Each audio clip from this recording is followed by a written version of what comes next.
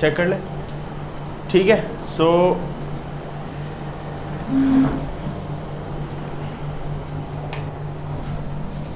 Today we will start third chapter, that is current electricity, ठीक है। Current electricity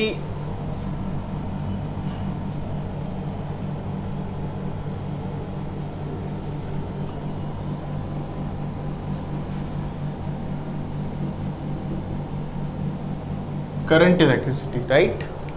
तो current क्या होता है, बेसिकली आपने क्लास 10th में भी पढ़ा हुआ है, current is a flow of charge, current is a flow of charge per unit time, है ना। ऑन ए यूनिट टाइम जो भी फ्लो हो रहा है चार्ज, उसे हम क्या कहते हैं, करंट कहते हैं, सिंपली, ठीक है। तो I is equal to del q by del t, the rate of flow of charge, rate of flow of charge is called current, right. Current आता कैसे है वो अभी हम आगे देखेंगे, मतलब चार्ज फ्लो कैसे करता है, जब हम पोटेंशियल डिफरेंस प्रोवाइड करते हैं तब बैटरी वर्क डन करती है, और वर्क डन करने से चार्ज मूव करता है, क्योंकि कोई भी चीज़ अपने से मूव नहीं कर सकती। तो इलेक्ट्रिसिटी की जो हेल्प से हम करंट को फ्लो कराते हैं, इलेक्ट्रिक फील्ड की हेल्प से चार्ज को फ्लो कराते हैं, that is current electricity. This is average current. ये कौन सा करंट है, एवरेज करंट। एक होता है instantaneous current, instantaneous current I is equal to limit t tends to 0 del q by del t, इसे हम कहते हैं d q by d t, इसे हम कहते हैं इंस्टेंटेनियस करंट, इंस्टेंटेनियस करंट। अब ये क्या चीज है, फर्क क्या है, ये एक टाइम इंटरवल पे है। जैसे फॉर एग्जांपल मैंने बोला t is equal to 2 second to 4 second पे कितना चार्ज फ्लो हो रहा है बताओ, ये एक इंटरवल ऑफ टाइम का है, तो इसे हम कहते हैं एवरेज करंट। जैसे velocity, average velocity, instantaneous velocity. Average velocity मतलब 2 से 4 सेकंड के बीच कितनी वेलोसिटी है, इंस्टेंटेनियस 2 सेकंड पे कितनी वेलोसिटी है। तो ऐसे ही 2 से 4 सेकंड के बीच कितना करंट फ्लो हो रहा है, average current. t is equal to at 2 second कितना करंट फ्लो हो रहा है, यह है एक इंस्टेंट ऑफ टाइम की value, the current at any instant of time, current at any instant of time. किसी भी एक पर्टिकुलर टाइम पे, इंस्टेंट टाइम पे जो करंट की वैल्यू होगी उसे हम बोलेंगे इंस्टेंटेनियस, और एक टाइम इंटरवल के बीच हम लेंगे उसे हम क्या बोलेंगे, एवरेज करंट, ठीक है। Q है चार्ज, राइट, Q है चार्ज। करंट की यूनिट क्या होती है, एम्पियर। करंट की यूनिट क्या होती है, एम्पियर, और चार्ज की यूनिट क्या होती है, कूलम। चार्ज की यूनिट क्या होती है, कूलम, ठीक है। करंट की यूनिट होती है एम्पियर और कूलम पर सेकेंड, और कूलम पर सेकेंड, और चार्ज की यूनिट क्या होती है, कूलम। Clear, okay. जैसे एक दो हम इसमें जनरल क्वेश्चंस करके देखते हैं। फॉर एग्जांपल क्वेश्चन नंबर 1, हमारे पास वैल्यू दे रखी है Q is equal to 2t square plus 3, और बोल रहा है find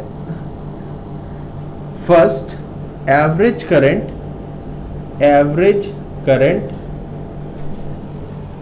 between the interval, between the time interval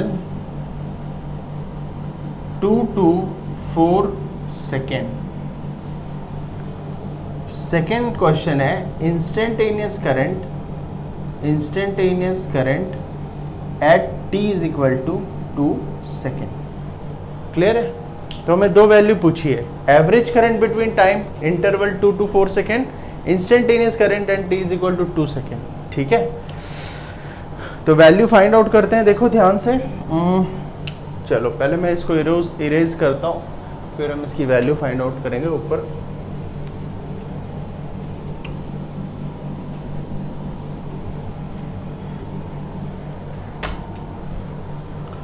so I is equal to del q by del T.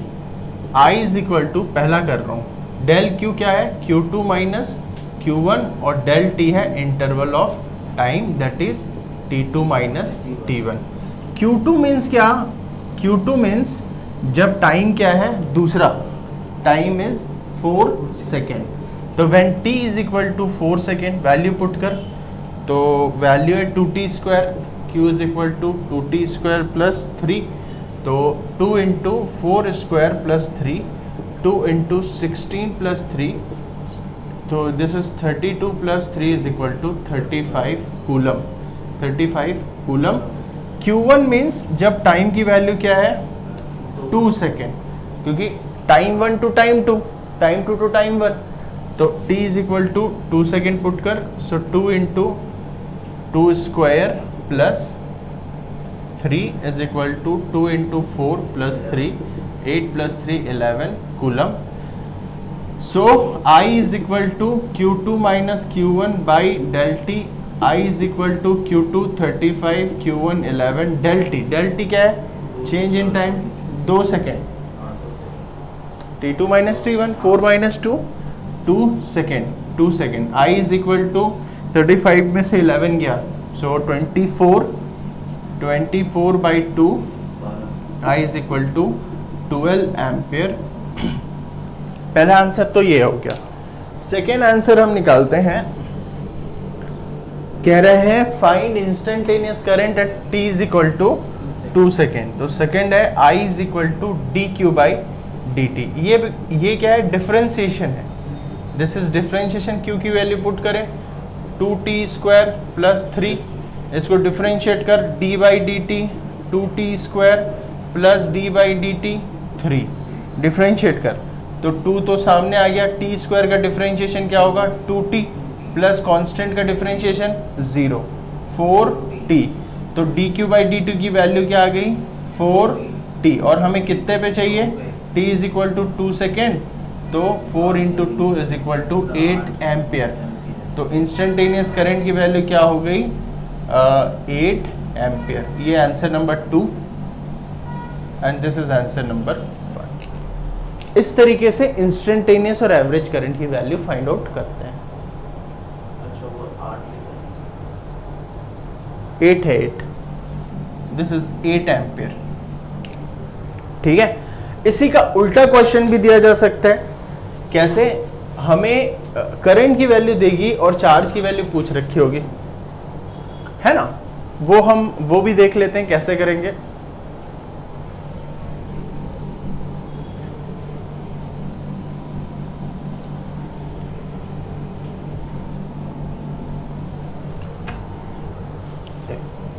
Question number 2, इसमें कहता है if current flowing in a circuit, if current is given by I is equal to 2t square plus 3, find charge flowing in circuit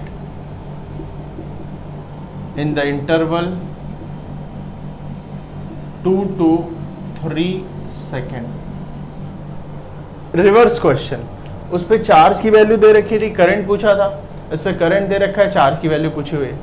ठीक है, फिर से देख, I is equal to d q by d t, d t को इस तरफ shift कर, I d t is equal to d q is equal to I d t, integration take integration both side, तो integration d q का integration q, integration I की value 2t square, नहीं 2t square plus 3 bracket dt, और इसकी limit 2 से 3 second, 2 to 3 second time की limit, q is equal to, इसका integration कर, सो इसका इंटीग्रेशन हो जाएगा, देख 2 into integration x to the power n dx, इसका इंटीग्रेशन होता है x to the power n plus 1 by n plus 1, ये इंटीग्रेशन है, तो 2 प्लस 1 3, एक काम कर, इसको 1 ले, 2t प्लस 3 ले ले, थोड़ा सा क्वेश्चन इजी हो जाएगा। So t2 square by 2 plus 3t, 2 cancel, so q is equal to t square plus 3t, और इसकी लिमिट है 2 to 3 सेकेंड। ठीक है, देख कांस्टेंट का इंटीग्रेशन होता है t, कांस्टेंट बाहर, इंटीग्रेशन dt t, और t का होता है t स्क्वायर बाई 2, 2 कैंसिल, अब यहाँ वैल्यू पुट कर, अपर लिमिट पहले पुट करते हैं, q is equal to 3 square plus 3 into 3 minus lower limit put कर, lower limit 2 square plus 3 into 2, so q is equal to 9 plus 9 minus 4 plus 6, q is equal to 18 minus plus 2, 18 plus q is equal to 20 coulomb answer.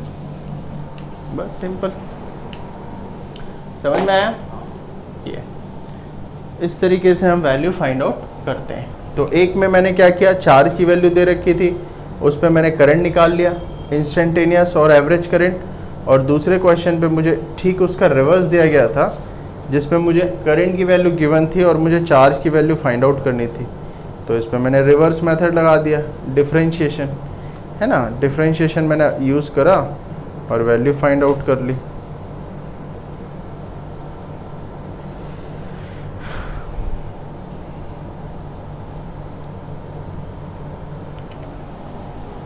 Okay, next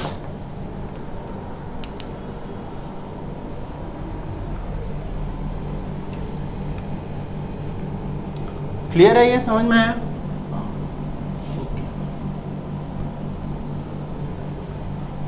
next,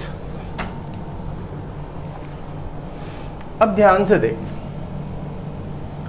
current बनता कैसे है उसको हम समझते हैं। तो अब नेक्स्ट टॉपिक है ड्रिफ्ट वेलोसिटी। ड्रिफ्ट वेलोसिटी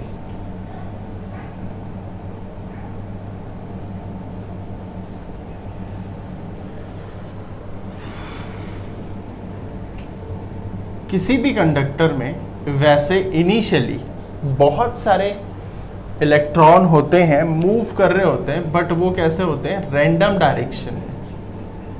किसी भी मेटल पे नंबर ऑफ इलेक्ट्रॉन्स होते हैं बट रैंडम डायरेक्शन में मूव कर रहे होते हैं, फॉर एग्जांपल। तो इन पे जो नेट करंट है वो जीरो होता है। क्यों? क्योंकि नेट वेलोसिटी जीरो। अगर हम देखें initial velocity, net initial velocity, initial velocity, net initial velocity is equal to u1 plus u2 plus u3 plus dash un by n। ये एवरेज है, ये क्या हो जाएगा, जीरो। क्यों? क्योंकि वेक्टर सम अगर करेंगे और इक्वल एंड अपोजिट बहुत सारे वेक्टर्स हैं तो नेट वेलोसिटी की वैल्यू क्या होगी, जीरो। तो इलेक्ट्रॉन तो है, मूव कर रहे हैं, बट उनकी नेट वेलोसिटी क्या है, जीरो है इनिशियल। क्यों?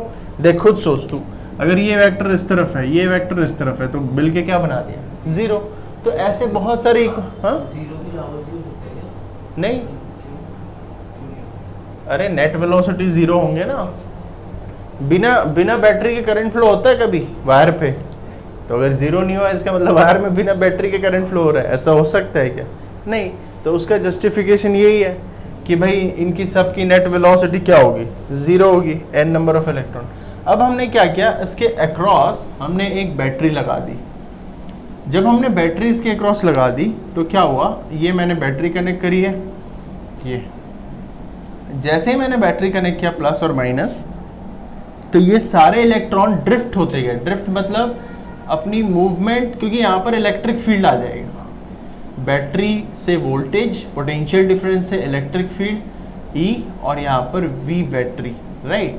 इलेक्ट्रिक फील्ड की वजह से सारे इलेक्ट्रॉन ड्रिफ्ट होते जाएंगे एक डायरेक्शन पे, इस तरीके से एक डायरेक्शन पे मूव करते जाएंगे, ये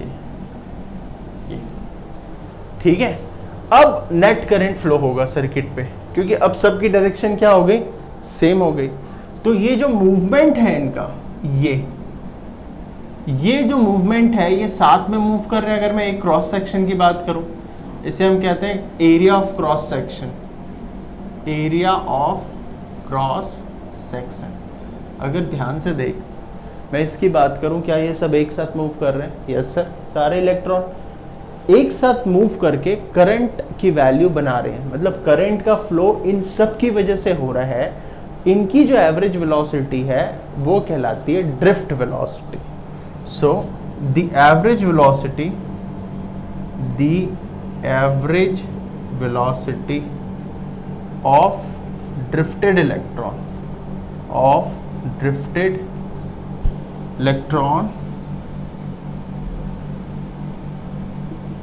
is called ड्रिफ्ट वेलोसिटी। ऐसे बहुत सारे इलेक्ट्रॉन हैं, ठीक है ना, तो कितने इलेक्ट्रॉन है? V average is equal to v1 plus v2 plus v3 plus जैस vn by n number of velocity है ना। v1 की वैल्यू क्या होगी? देख, v1 is equal to u1 plus a t1, v2 plus u2 plus a t2, ऐसे vn is equal to un plus a tn। ये कहाँ से आया? Equation of motion u plus at, है ना। इन सब के पास सिंगल a एक्सेलरेशन है, इलेक्ट्रिक फील्ड से एक्सेलरेशन है e by m, common acceleration, क्योंकि ma is equal to e into e, electrostatic force is equal to net force. ये आ गई मतलब सबके पास सेम एक्सेलरेशन है सिंगल इलेक्ट्रिक फील्ड की वजह से, तो सब पे एक्सेलरेशन की वैल्यू सेम है, सबकी इनिशियल वेलोसिटी और टाइम कितना लगता है उनको ट्रैवल करने पे बिटवीन अ कोलिजन, राइट। अब इसको वैल्यू को तू जब पुट करेगा तो वी एवरेज की वैल्यू, इसमें इनिशियल एवरेज वेलोसिटी 0 है, u1 plus u2 plus u3 plus un by n, a common t1 plus t2 plus t3 plus tn divided by n। This is the scene. मैंने क्या किया, u1 को एक side ले लिया और मैंने a को कॉमन लेके t1 को एक तरफ करके दोनों पे n की वैल्यू मैंने डिवाइड कर दी, ठीक। अब देखिए, अभी मैंने बोला था ये 0 है, एवरेज इनिशियल वेलोसिटी क्या है? 0 है। इसका मतलब हमारे पास बचता है v average is equal to a, और ये जो एवरेज टाइम है इसे हम कहते हैं रिलैक्सेशन टाइम टाउ। तो यहाँ पर क्या आ गया? टाउ कह ले या टो कह ले। ये क्या चीज़ है? इलेक्ट्रॉन जब मूव करते हैं तो एक दूसरे से कोलाइड होते हैं या सरफेस से कोलाइड होते हैं, तो बिटवीन सक्सेसिव कोलिजन इनका जो टाइम होता है, टाइम इंटरवल, देख अब ये इलेक्ट्रॉन इस वॉल से कोलाइड हुआ और फिर आगे यहाँ से कोलाइड हुआ, फिर यहाँ से कोलाइड हुआ, फिर यहाँ से कोलाइड हुआ, तो ये जो कोलिजन के बीच में जो टाइम होता है इसे हम कहते हैं relaxation time. The average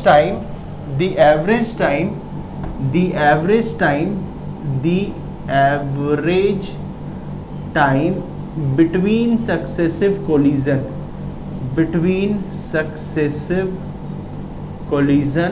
is called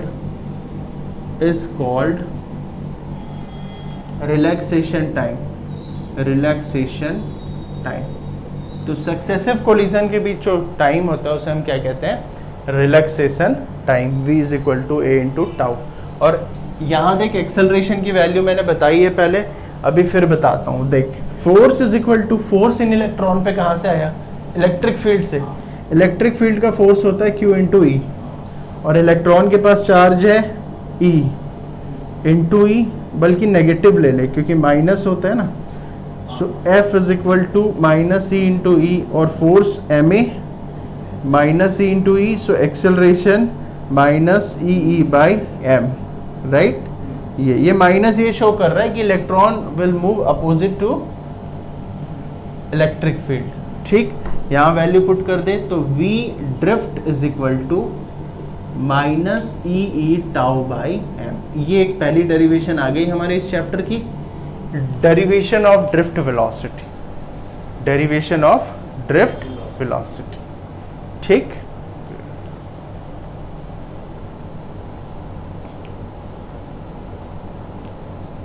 ये लेंथ ऑफ कंडक्टर है, this is length of conductor L and this is area of cross section A, ठीक। और इसके अक्रॉस हमने V वोल्टेज दिया, पोटेंशियल डिफरेंस, तो ये पोटेंशियल डिफरेंस क्या कर रहा है? चार्ज को मूव करा रहा है इलेक्ट्रिक फील्ड की हेल्प से, इलेक्ट्रिक फील्ड की E से E की हेल्प से। क्लियर है? बहुत सिंपल है, ओके।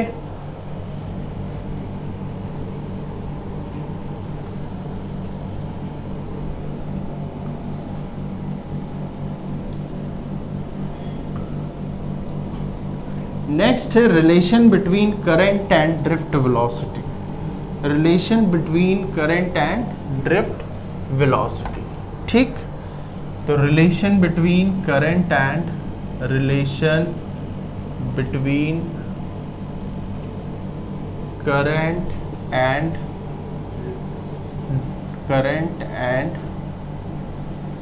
ड्रिफ्ट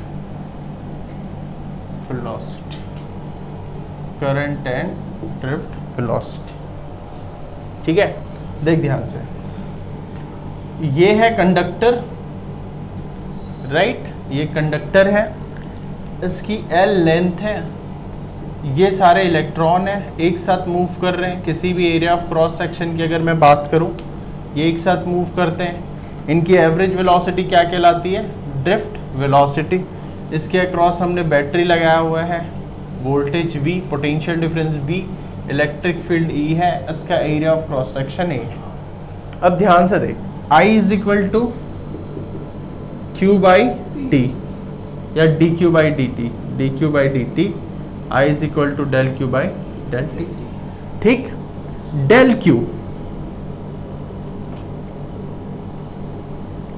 Q मतलब total charge moving around this. तो डेल Q की वैल्यू क्या होगी?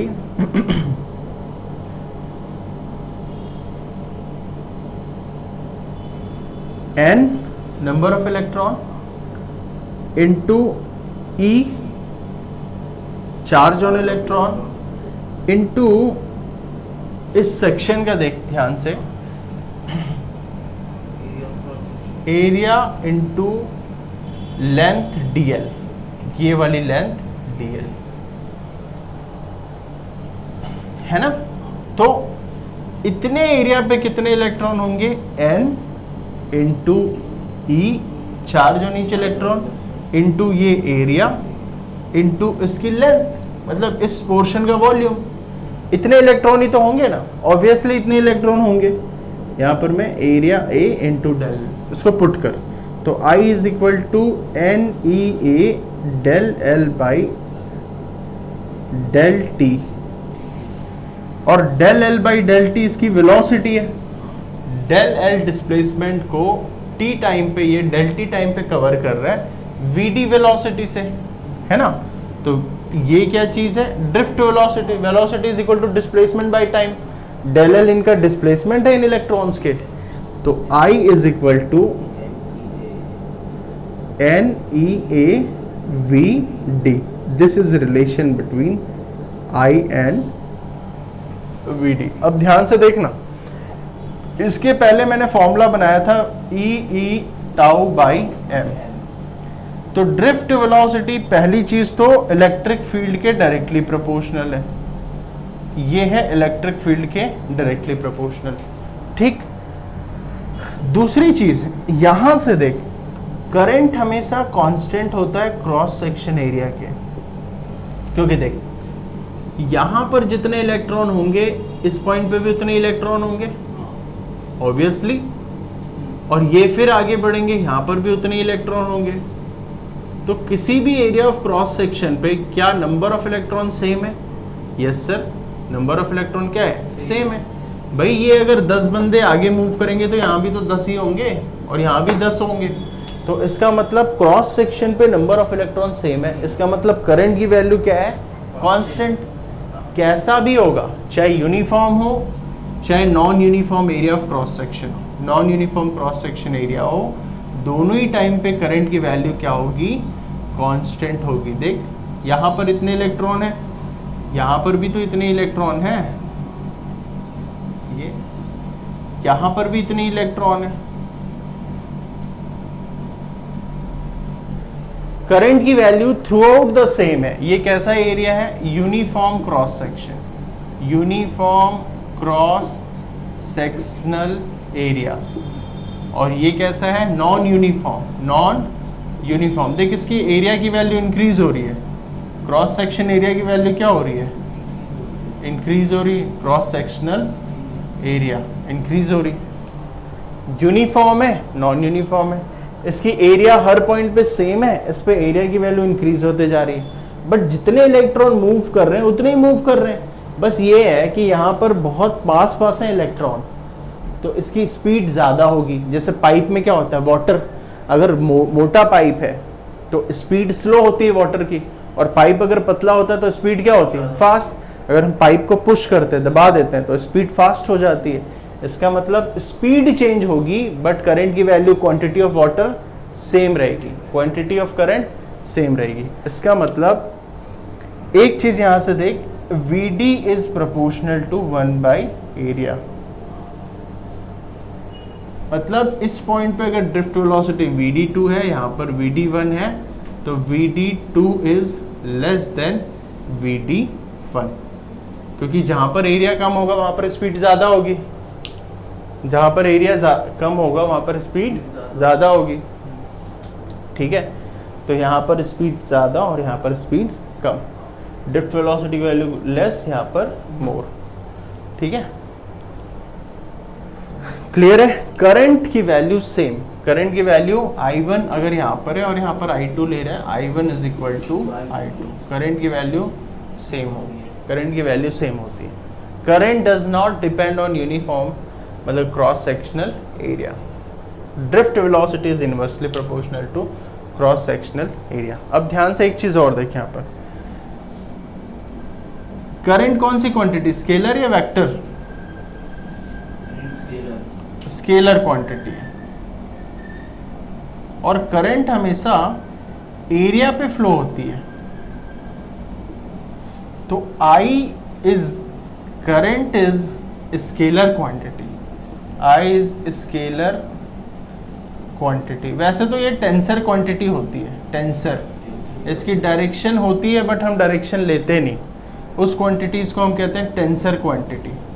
टेंसर मतलब करंट तो फ्लो हो रहा है ना भाई, चार्ज इस तरफ ऊपर नीचे, तो है तो इसकी डायरेक्शन, बट क्योंकि इसकी डायरेक्शन मल्टी डायरेक्शन होती है, इलेक्ट्रॉन इस तरफ, प्रोटॉन इस तरफ, तो कैसा लेते हैं, रैंडम डायरेक्शन होती है, अभी पहले बनाया था।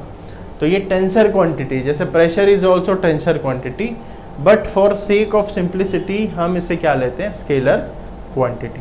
ठीक है, बट यहाँ पर ये जो I/A है इसे हम कहते हैं J, करंट डेंसिटी, क्योंकि करंट हमेशा एरिया A पे फ्लो हो रही है।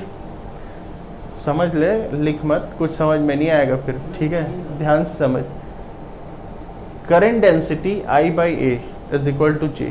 ठीक है, I करंट A एरिया पे फ्लो हो रही है, ठीक, तो एक छोटे से एरिया पे कितनी करंट फ्लो होगी, I/A, that is called current density, current density. ठीक है, करंट डेंसिटी वेक्टर क्वांटिटी है, वेक्टर क्वांटिटी। करंट डेंसिटी कौन सी क्वांटिटी है, vector quantity. J is equal to I/A। ठीक है, अब ध्यान से देखना, सपोज ये एक मेला लग रहा है और मेला को ऐसे बहुत सारे लोग इस तरफ जा रहे हैं, कुछ लोग इस तरफ जा रहे हैं, कुछ लोग इस तरफ जा रहे हैं। इस मेले में ऐसे लोग जा रहे हैं, कुछ भीड़ इधर जा रही है, कुछ इधर भीड़ जा रही है, कुछ भीड़ इधर जा रही है। अगर मैं इसको ऊपर से देखूंगा ड्रोन से, तो क्या मैं इनकी डायरेक्शन बता सकता हूँ? नहीं, ये तो मल्टी डायरेक्शन है, मुझे लगेगा मल्टी डायरेक्शन। लेकिन अगर मैं यहाँ पर खड़े हो जाऊँ तो मुझे डायरेक्शन क्या दिखाई देगी, इस तरफ, और मैं यहाँ पर खड़े हो जाऊँ तो इस तरफ। इसका मतलब करंट डेंसिटी वेक्टर क्वांटिटी है, क्योंकि इसकी स्पेसिफाइड डायरेक्शन होती है। एक छोटे से एरिया की स्पेसिफाइड डायरेक्शन है, बट ओवरऑल एरिया की स्पेसिफाइड डायरेक्शन नहीं है। तो ओवरऑल करंट की स्पेसिफाइड डायरेक्शन नहीं हो रही है, बट एक छोटे से एरिया की स्पेसिफाइड डायरेक्शन है। That's why current density is a vector quantity. Current density is a vector quantity. अब रिलेशन बना ले, यहाँ से A को शिफ्ट कर, A को शिफ्ट कर, तो I/A is equal to NeVd। ठीक है, I/A is equal to NeVd, और I/A is current density is equal to NeVd, current density is equal to NeVd। ठीक, अब Vd की वैल्यू पुट कर। चल अभी तो इतना ही लिखते हैं, फिर आगे करेंगे।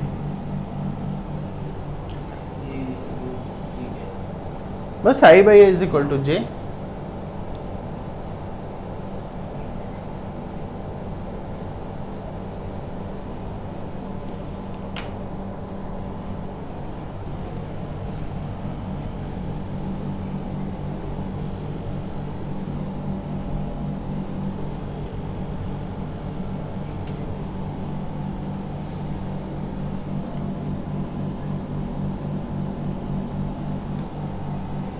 ठीक है, ओके। सो हमने क्या देखा, J is equal to N E V D, V D की वैल्यू पुट कर, V D is equal to E E tau by M, यहाँ पर पुट कर दे। So J is equal to N E into E E tau by M, J is equal to N E square tau by M into E. ये जो चीज़ है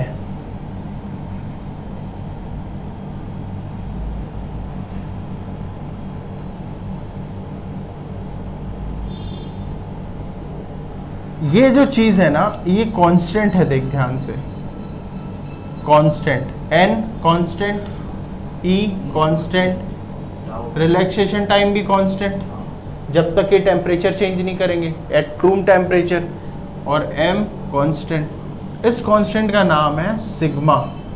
सो J is equal to sigma into E. इसे हम कहते हैं vector form of Ohm's law, vector form of Ohm's law, because E is vector and J is also vector. ये जो sigma है, सिग्मा हम कहते हैं इसे कंडक्टिविटी। क्या कहते हैं? कंडक्टिविटी। क्या कहते हैं? कंडक्टिविटी। और कंडक्टिविटी रेजिस्टिविटी का रेसिप्रोकल होता है। It is reciprocal of resistivity. Class 10th में हमने एक चीज फॉर्मूला पढ़ा था, R is equal to rho L by A. Rho is resistivity. So sigma is 1 by rho. ये हम जानते हैं, it is resistivity. Reciprocal resistivity की यूनिट क्या होती है? रेजिस्टिविटी की यूनिट होती है ohm metre square by metre, metre metre cancel, resistivity ohm metre.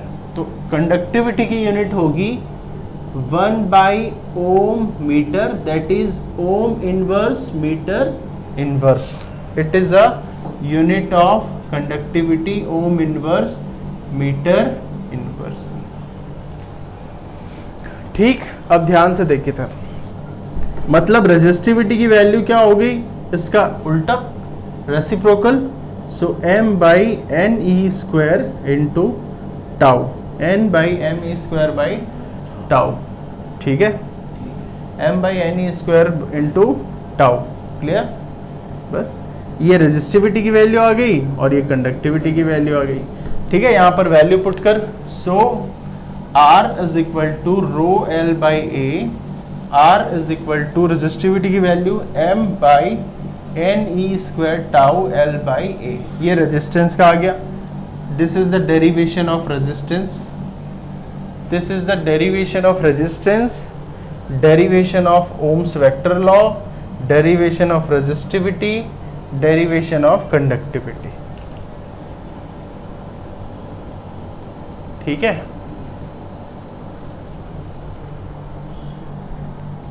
Okay.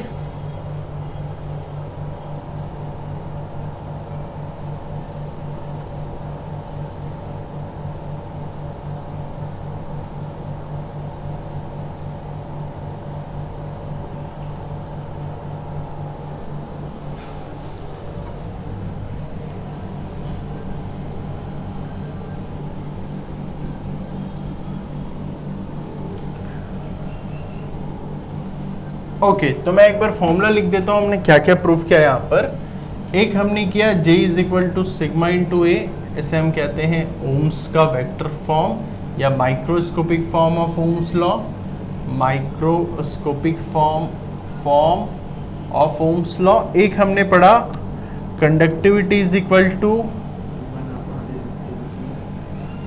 N E square tau by M is equal to 1 by resistivity, resistivity m by n e square tau,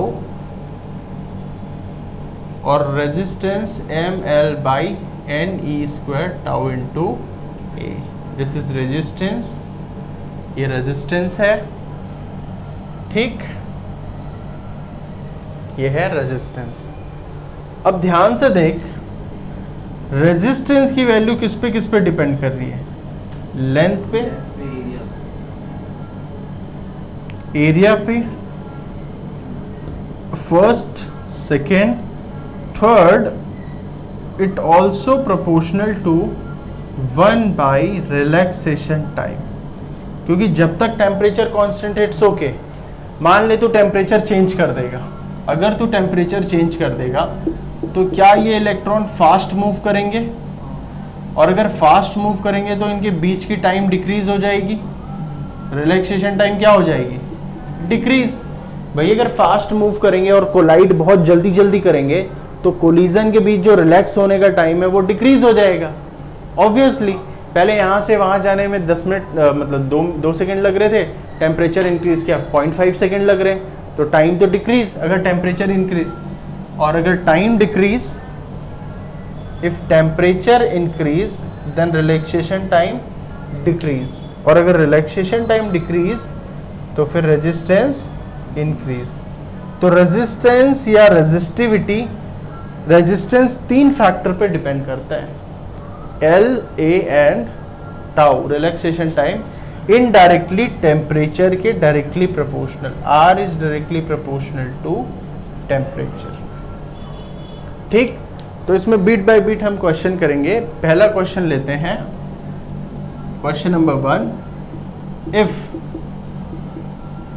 length of wire is stretched to twice its original value, twice its original value, find new resistance if original resistance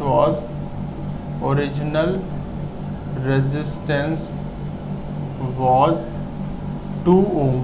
ध्यान से देखिए, क्या मैं इसकी length change कर रहा हूँ, yes.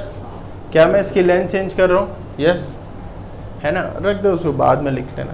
क्या मैं इसकी लेंथ चेंज कर रहा हूँ, ठीक है, क्योंकि क्या होता है ना माइंड आपका फिर वो लिखने में जाएगा, तो कोई बात नहीं बता रहा हूँ, मतलब मैं जनरली इंपॉर्टेंट चीज़ है। देखो ये 2 ओम है ओरिजिनल रेजिस्टेंस, ठीक है, इसकी लेंथ को मैंने क्या की, स्ट्रेच करके ट्वाइस कर दी, डबल कर दी, बिल्कुल। तो L नया वाला लेंथ क्या हो गया, 2L पहले वाले का। क्या मैं किसी वायर को अगर स्ट्रेच करके अगर मैं इसको लंबा कर दूंगा तो क्या इसकी एरिया चेंज होगी, होगा बिल्कुल, क्योंकि भाई मटेरियल तो एक इतना ही है, तो अगर मैं उसकी लेंथ को इंक्रीज करूंगा तो एरिया डिक्रीज हो जाएगी। तो इसका मतलब, लेकिन वॉल्यूम सेम, वॉल्यूम क्या होगा, कांस्टेंट, मटेरियल तो खत्म नहीं हो सकता, तो volume V1 is equal to volume V2। Volume का फॉर्मूला क्या होता है बेटा, A1L1 is equal to A2L2, area into length. अब ध्यान से देखिए, area 1 into L1 is equal to A2 into L2 की वैल्यू क्या है, 2L1, so A2 is equal to L1 A1 by 2, shift कर L1 cancel, A2 is equal to A1 by 2। तो अगर उसकी लेंथ 2 टाइम्स हुई तो एरिया आधा, अगर लेंथ 4 टाइम्स तो एरिया 1/4, लेंथ 8 टाइम्स और लेंथ हाफ, एरिया डबल, और लेंथ अगर 1/4 बढ़ जाएगा। क्लियर हो गया, मतलब लेंथ अगर n टाइम्स इंक्रीज तो एरिया n टाइम डिक्रीज, यही है ना, ये याद रखें। इसका मतलब यहां से देख ध्यान से, अब हमें रेजिस्टेंस की वैल्यू फाइंड आउट करनी है। टू फाइंड द रेजिस्टेंस, नई वाली ओरिजिनल रेजिस्टेंस क्या है, R1 क्या है, 2 ओम, R2 अच्छा R1 is equal to rho L1 by A1, R2 is equal to rho L2 by A2, divide कर, R2 by R1 is equal to L2 by A2 into A1 by L1, value put कर, L1 2L1 by A2, A1 by 2 into A1 by L1, L1 A1 cancel, 4 R2 is equal to 4 R1, R2 is equal to 4 into 2 is equal to 8 Om answer. ऐसे कर ले, वैसे देख, shortcut अगर करना है तो resistance directly proportional to L, resistance inversely proportional to area, length को मैंने कितनी टाइम इंक्रीज किया, 2 टाइम्स। एरिया को, एरिया कितने टाइम डिक्रीज हो गया, आधा। तो वैल्यू पुट कर, R is equal to 2 into L by A by 2। So R is equal to rho 4 L by A. So R is equal to 4 into R1। So R2 is equal to 4 into 2 is equal to 8 ohm. ये shortcut है। इसका मतलब याद रखना, अगर n times मैंने length को increase किया तो रेजिस्टेंस हो जाता है n square original. n square, हाँ ये याद रखना शॉर्टकट। तो मैंने n की वैल्यू क्या है यहाँ पर 2, कितने टाइम्स, 2 टाइम्स।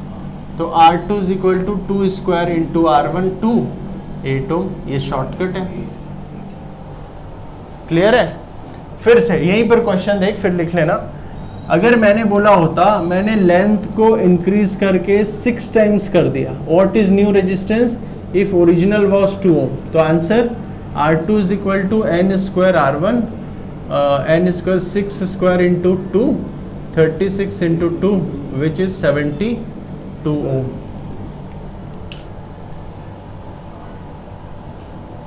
बस क्लियर है, समझ में आ गया?